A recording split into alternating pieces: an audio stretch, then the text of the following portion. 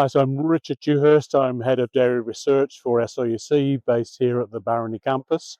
And I'm here with our green feed equipment for recording methane emissions from dairy cows.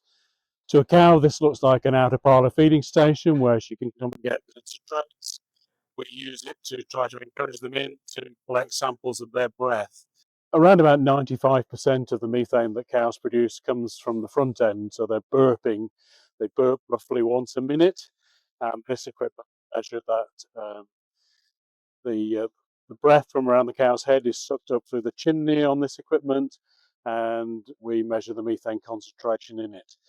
Cows come in maybe every 4 or 5 hours through the day, and over multiple days we build a really nice picture of the methane emissions.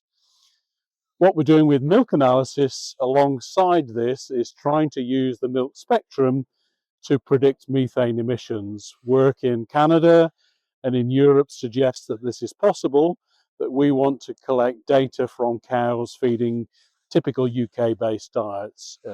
In this work here, working with grazing cows, grazing grass, but also working with house cows on typical TMRs, grass silage-based, maize silage-based, whole crop-based diets.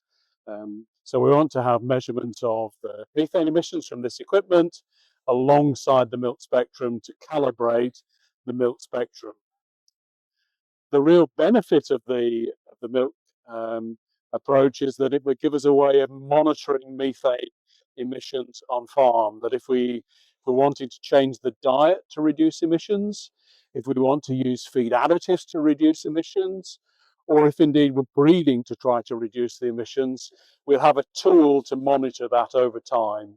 In the same way that we're able to change milk fat and protein concentration over time by having that through milk recording, we would have recordings of methane emissions as well.